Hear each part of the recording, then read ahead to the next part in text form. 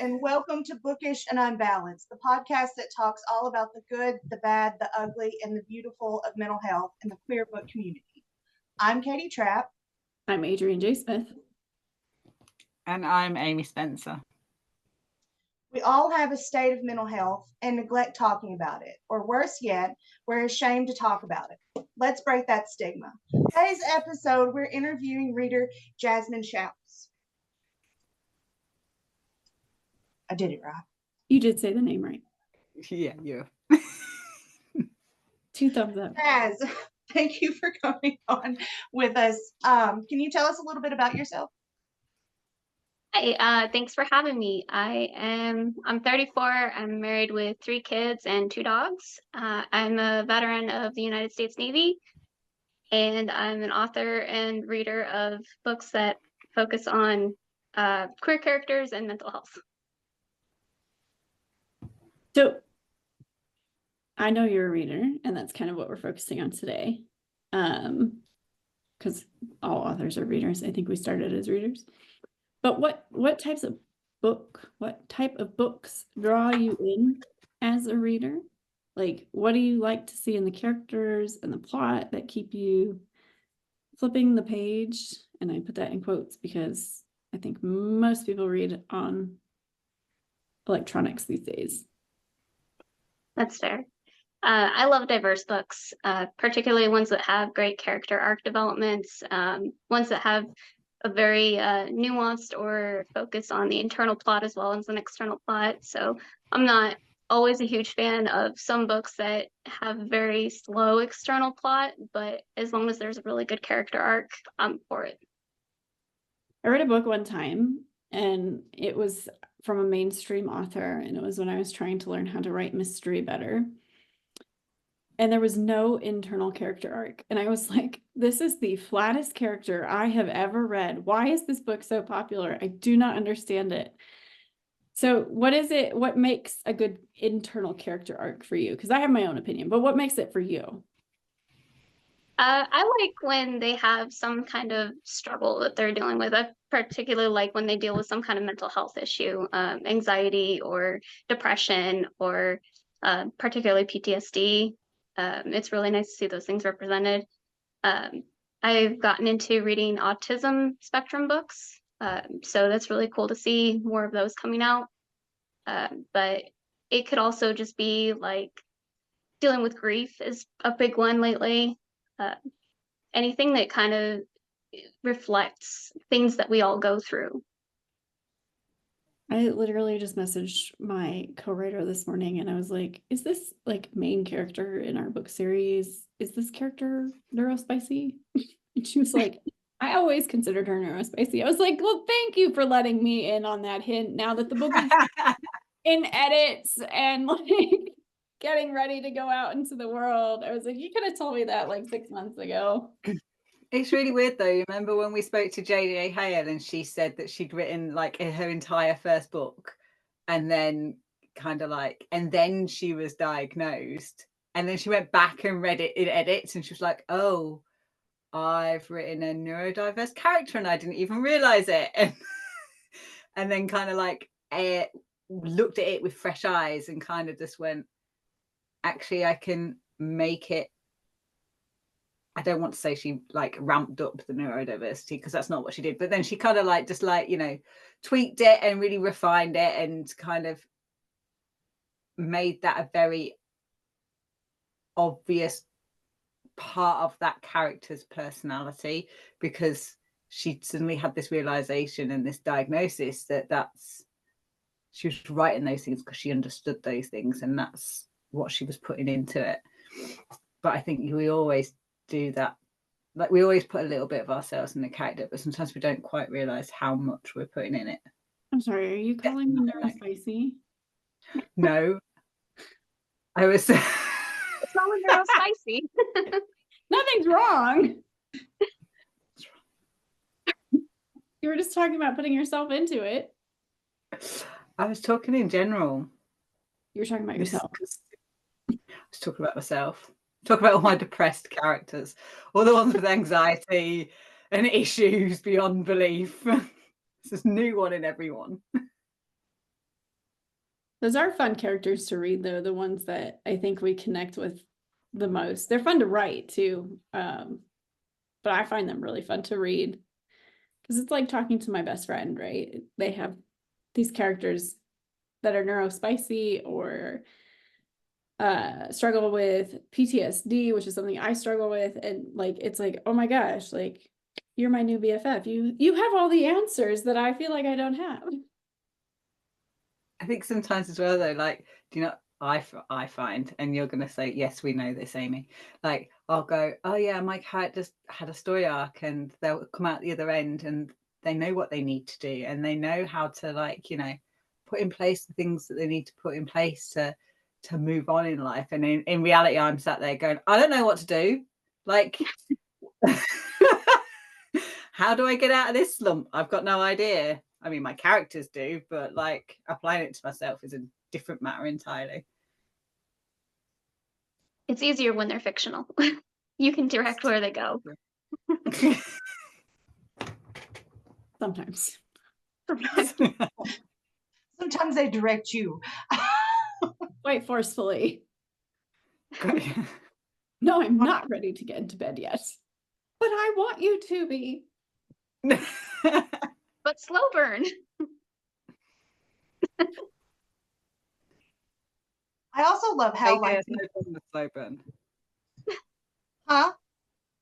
I said AJ has no problem with writing a slow burn. Slow burns are awesome.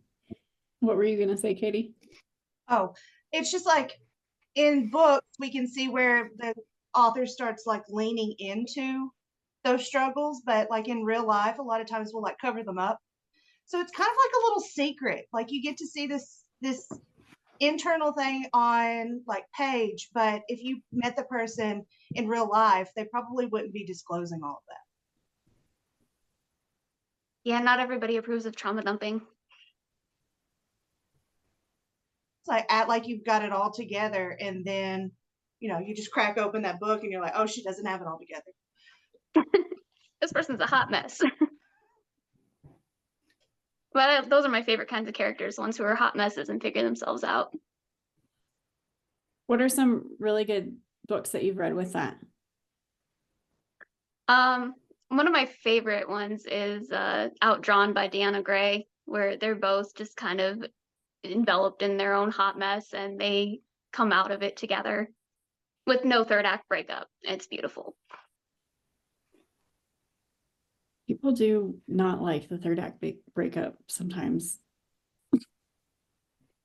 I don't mind it because especially I know it's coming most of the time, but it is really nice to see that subverted every once in a while. Yeah, subverting it in some ways is always interesting.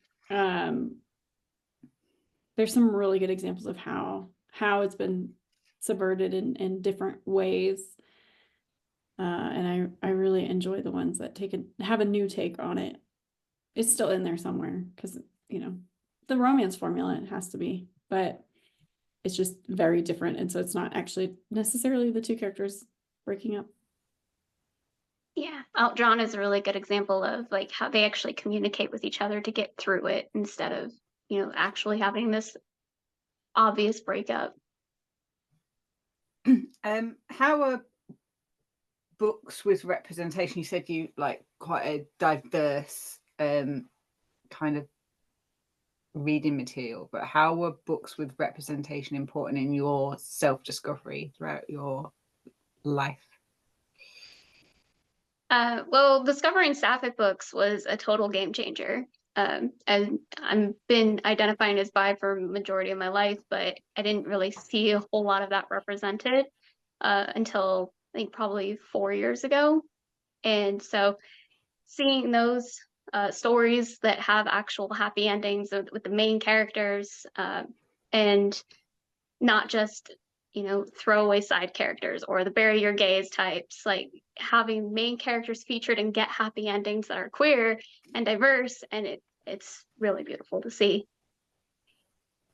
I wholeheartedly agree with that as another bi-pan person, particularly a bi-pan person in a relationship with a cis male. It's very nice to see those characters. It is wonderful to see that representation and to not have as much hate toward that particular letter of the alphabet mafia. Yeah, bi erasure and pan erasure is still very prevalent, unfortunately, but it's really amazing to see that these stories are getting out there and more, not accepted, but more popular with the mainstream and with the indie scene as well, to make it more accessible for other people to see. Because the more we see it, the more we're like, oh, yeah, this is just a normal thing, instead of it being, treated like a unicorn. Yeah, it's been really nice to see that kind of hit mainstream a bit more. I think Alexandria Bellafleur, oh, was it that right? Right, she did it. She had that 3-book series, and was it 2 of the main characters in the books were by pan? I think the first one, and then the second one. Could be wrong. Don't quote me on that. And then doesn't Ashley Herring Blake have a bunch of bisexual characters as well? Yeah, Alexandria Bellafleur just had a new release where both of the main characters, it is a male-female relationship, but both characters are bi. So, I mean, these mainstream authors are really coming through with representation in ways that indies have been doing for years. Yeah, but I think once it hits mainstream, like the trad pub world, it is a lot more visible than it is within the indie sphere, which I enjoy. It means there's more people. There's more people reading books. There's more people doing whatever. I know you read like a ton, so like I know you read a ton of books. What kinds of representation do you wish to see more of? We're getting more of it already, which is great, but I still would love to see more and more of it. Arrow ace representation. Along with being bi, I'm asexual, and so seeing books like Dear Windy come out with 2 arrow ace characters at that, was just so cool to see, and to see more of those. I know Rebecca Thorne's 3rd book has an ace character in the Can't Spell Treason Without T series. She'll have ace representation in that. So just seeing more and more of those getting picked up and put out in the world is really great. Yeah, I remember just like a year or 2 ago, it always seemed like the same books were having to be recommended because that was all that there was. Like it would be like the same like 5, 6 books. And now it seems like it's expanded. Yeah, every you say, oh, I'm looking for ace rep, they say Elatsue, and that's it. Which is a great book. But it is good to see that we're getting more. Yeah, and just more understanding about the ace world anyway, because, well, you mentioned ace and arrow, but there's even like, I don't know how many. I'm imagining, I saw a thing on Instagram and it listed at least a good chunk of them, so I'm trying to count them in my head as I usually go back to that. But I think there was at least 8 on that list, just kind of that fall under that spectrum of ace. And so I think there's a lot more understanding and conversation surrounding that, which comes with diversity. It comes with just conversation and talking about things and reading books about it. Yeah, like Demi and Gray, and how it's not just being sex averse. You can be sex positive and be asexual, and just the various degrees to which people exist, because that's diversity. It's a spectrum. So speaking of being ace, I don't know if you have specific triggers when it comes to extremely smutty books. I know some ace people do have that, but just in terms of triggers in general, when reading books that have significant triggers, whether expected or unexpected, what are some of the methods that you use to continue to read through the book, or do you DNF them immediately? And that might also just depend on what the trigger is as well. Yeah, it does depend. For some of them, I can just power through. Like assault is kind of a bit of a triggering thing, or anything that can trigger PTSD, or particularly like military action is a big one for me. But I can sometimes power through it, especially in certain settings like fantasy. I have no problem with, but in like contemporary military, I don't want it. Regards to sex, I can skim through it and it'll be fine. I'll just look for like the dialogue of where they reveal like, oh, this is what I'm thinking at this point, and that's about it. Uh, and it's fine. I don't mind books that are spicy. It's not a big deal. But the number one thing that will almost always guarantee a DNF immediately is the dog dying. I won't even pick up books if there's a dog on the cover. I won't read them. Old age is okay, like it's understandable, but like if the dog gets killed for some reason, looking at you, good girl's got to do murder. I'm done. And there goes that story idea. We're just going to put it right over here in the trash. Yeah, AJ had a certain look on her face then, which either meant I've done that and there's a story I can remember where I've killed the dog, or I'm just going to take that out and it's going in the pile of things to do later. No, I don't think I've written one. I'm trying to remember if I've even read one where the dog has died. And I'm not sure I have. I hope you never have to. It's horrible. The story idea I had, it was not dogs, it was cats, but it was a main portion of the plot of bringing the two characters together.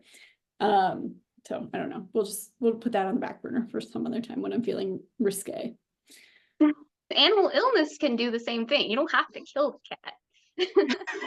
Well, in this particular plot, the cat would need to die. Yeah. Unfortunately. But it's over like a 10-year period, so it's not like the cat has like a 6-month life. Slightly forgivable. I'm less inclined to get mad about cats' deaths, but dogs, especially perfectly healthy dogs, I can't. So when we get to the rapid fire, one of the questions would be, are you a dog person or a cat person? And I know the answer now. Preemptive answering. I like it. Do you ever feel guilty about not finishing a book? All the time.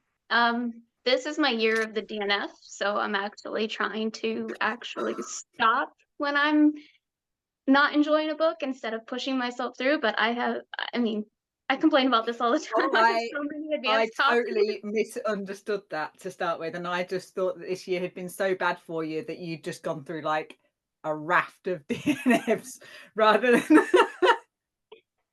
Well, what so you mean is you're taking care of yourself and not forcing yourself to finish a book. the last 3 years I've had 3 DNFs. This year I'm up to 8.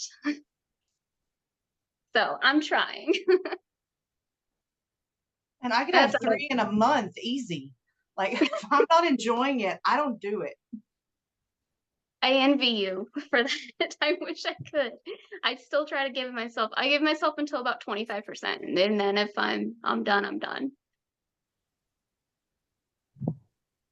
I'm trying. I did DNF a book recently, and because of triggers that I will probably go back to eventually, but not anytime soon. Because the book itself is very well written, and I have no issue with that. It was just hitting on some triggers that I've been having recently.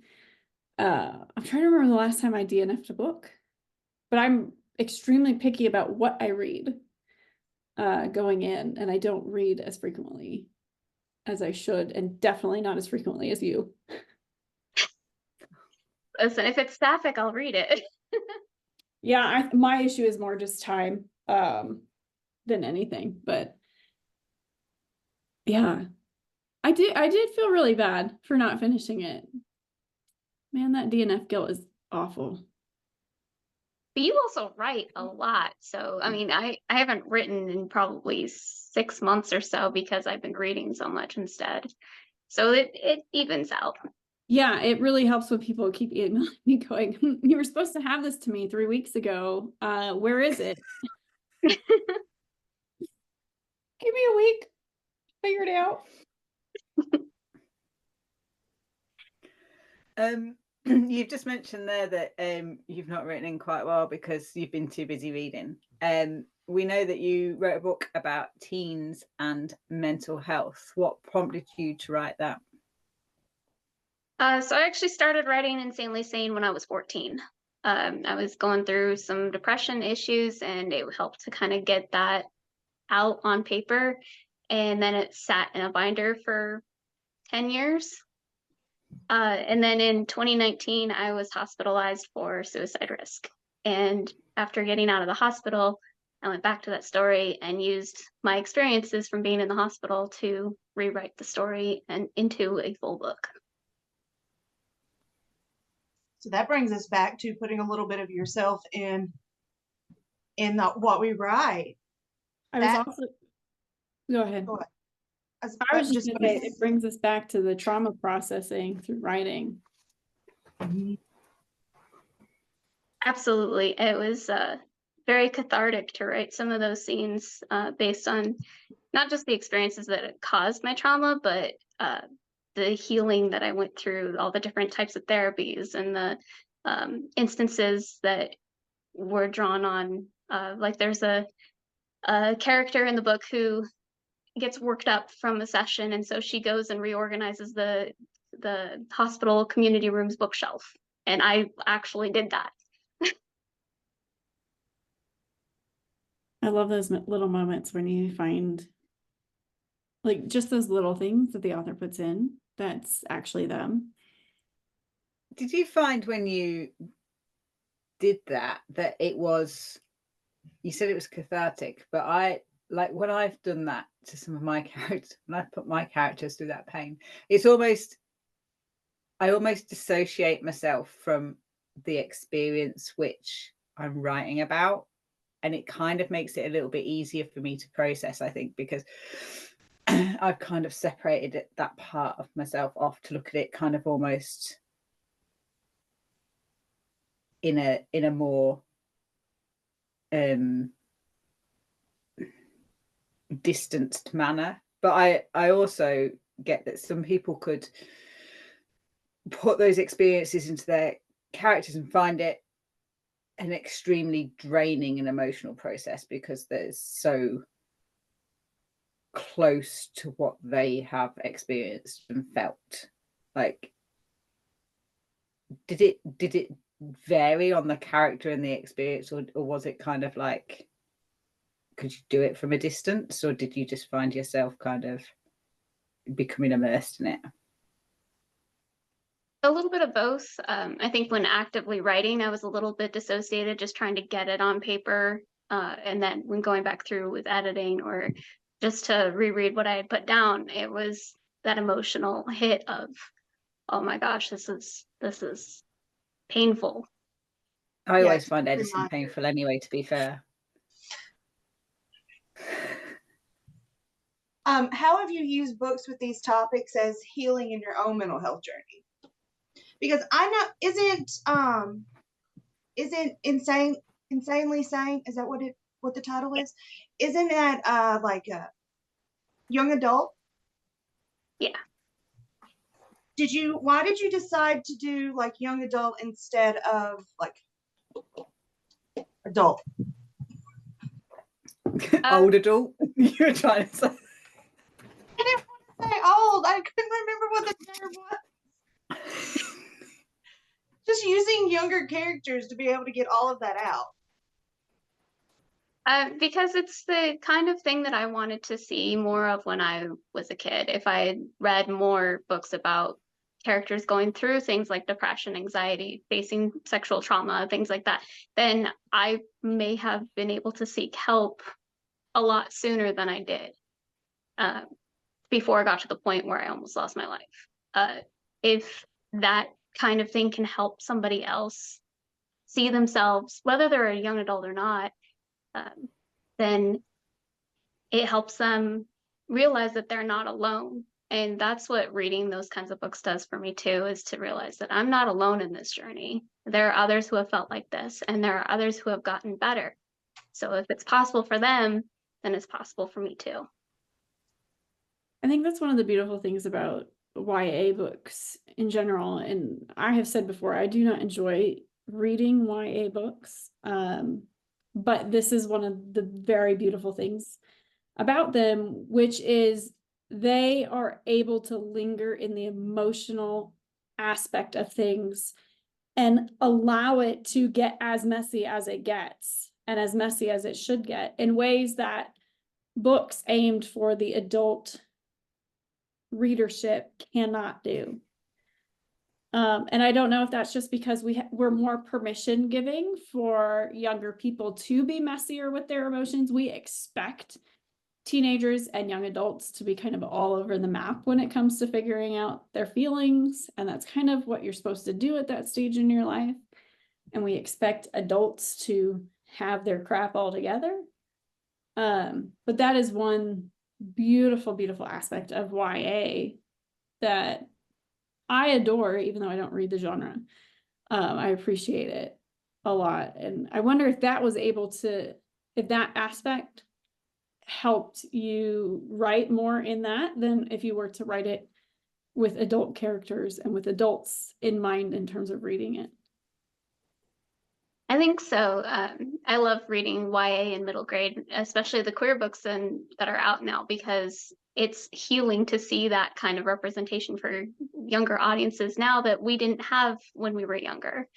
And for those kids to give themselves permission, like you said, to feel those feelings. And it's almost like if an adult reads younger audience-aimed books, then they are allowed to experience those emotions because they are kids, and we don't give enough grace as adults as we do to children. Yeah, we really don't. And I don't think we give kids enough grace in their big feelings either. That's not one of my biggest struggles as a parent at all. Yes, go have your meltdown. It'll be fine. Go have it and come back. It'll be good. It's allowed. I think for adults reading, big adults reading young adult fiction, it also kind of, I think there's so much sometimes which is long buried about the fact that some of these things which we carry with us now as adults, they stem from being, teenagers, or that, being in that really kind of pivotal developmental stage of our lives. But for, our generation, and God, that does make me sound like an old adult. For our generation, it wasn't spoken about, and we weren't allowed to, you were just told to just, carry on, and these are the best days of your life. They were not the best days of my life. So now as adults, we have these stories which we can read, which are retrospectively validating those formative years of our lives, and kind of helping that healing process, because we're going, do you know what, I wasn't overreacting. It wasn't just teenage angst. It wasn't hormones. There was so many other things at play, and it was totally valid to feel the way I felt when I was 14, 15, 16 or whatever. That we can, it allows us to have that access and that validation, and start to heal that part of us which we're probably still holding on to a little bit, because we're not allowing ourselves to feel it still. Yeah, there's a lot of value in being able to write those, read those, see them depicted on media, all these different redefined expectations for what our generation had to break. Yeah, I've noticed that, like in my peer group, we would have people that would, I guess you would consider it like they acted out, or they were considered bad kids. And then later in life, they were given a diagnosis. And what they were doing was just like they had no outlets, there was no therapy. Their parents just thought they were being difficult. In reality, it was just undiagnosed and untreated. And as adults, they've already like just had to have suffered so much in the process just to get to the point where they finally have answers. Yeah, absolutely. My oldest son's school allows them to bring squishmallows to school, like the little ones for them to, when they get stressed, to cuddle with. And I'm like, that is a brilliant maneuver. My daughter just asked me for a note today. She's like, Mama, you didn't make me my note. My daughter is 5, by the way. And she asked me to write her a note. She doesn't care what's in it, just so that when she gets stressed and her tummy hurts because she's stressed, she can read it and know that I'm there and love her. And I was like, why didn't I have any of that growing up? Right? Not that like my mom wouldn't have sent me that, but like, that's a brilliant ask. Instead, I just suffered through with the nasty stomach aches that were due to stress and anxiety and pretended like it wasn't a thing. It's a very emotionally intelligent child. It is. I appreciate that. And it scares me. But squishmallows. Now I'm thinking maybe I should send her with a squishmallow. My kids have like little, they call them stimming stones. So they're like little circular mineral stones which have like a little dip in them, which they rub their thumb in, because my oldest stims very, very hard to the point where they have calluses across their knuckles because they'll stim that hard. And they used to do it against their face, and they've got really long hair, and they would literally come back from school and like one side of their hair would just be like a massive knot because they'd been stimming all day. And the school lets them take that in, so she just has that on her desk drawer, and then when she gets a little bit overwhelmed or whatever, she can pull it out. My older sister gave me one of those when I was like 3 or 4. We called it a worry stone. Yeah. We used to make them out of wax from candles. And then they smell good too. Oh, that's smart. That's it's two stimulants. Yeah. Depending on what scent you get, that can be good or bad. Note that's not from experience. That's like those jelly beans with the weird flavors in them. You don't want the booger flavor. The booger flavor is fine. It's the vomit flavor. The vomit flavor. No, I've fallen for that one as well. Isn't there like an earwax one too? Yeah, but that one's not as bad as the vomit. No, my youngest child actually really likes the earwax flavor one. I'm like, you're weird and gross. I feel like popcorn is just as gross though. I agree. It needs to be in popcorn form for it to be good. I don't know if we can be friends anymore after that statement, Katie. You already kicked me out of the group earlier, so that's fine. You kicked me out of the group earlier today too, so it's fine. It's all good. No, but Anyway. like I didn't know what Hamilton was. It's not my fault. I knew what it was. Thank you. I watched it. Katie has never seen Hamilton. So in the group Facebook Messenger chat that we have, Ames and I just started sending Hamilton gifts like nonstop. Blew One up of my my gaming phone. buddies and I do that. We like communicate solely in Hamilton gifts sometimes. Yeah. Well, there's so many like perfect moments from Hamilton to be able to respond with. So Okay, next time you get the opportunity to watch it, don't throw away your shot. Yeah, don't do that. I've been given an assignment to watch it this week, actually. So we're at the end of our episode and we do a rapid fire. There are 5 rapid fire questions. So come up with the first answer that you can think of that is relevant and hopefully mostly appropriate. Though we do allow slightly inappropriate comments. But the first one is, what is your dream destination vacation? Ireland. Ames cannot speak because they are very close to Ireland and I will get jealous. What is your trope, whether in your relationships or as a person? Opposites attract. Where did you see kindness today? In Rebecca Thorne's Discord server, actually. What is your philosophy on good mental health? You gotta keep trying.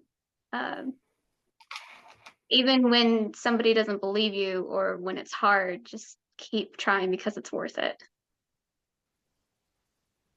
And lastly, where did you find joy this week? So I got some amazing news yesterday that my mom, after a year of fighting, is now cancer-free. Oh, I love that. Congratulations to her. Thank you. It's been a long journey. We lost my dad in October, and so it's been a really, really hard year. So this was amazing news. So Ames is right. You did want to DNF this year. Yes. No, we're going to pick it back up now and carry on to the end. You just want to pick up a different book, a different year. Like, let's just skip forward into 2025. Okay, folks, that's all for our latest episode of Bookish and Unbalanced. Adrian, Katie, and I would love to thank Jazz for sharing with us today, and we also want to thank our listeners for tuning in and getting to know Jazz. Be sure to hit the like and subscribe buttons to keep up to date on our latest episodes, and don't forget to sign up for our newsletter. Until next time, take care out there, and remember, we're all in this together. Now we throw papers.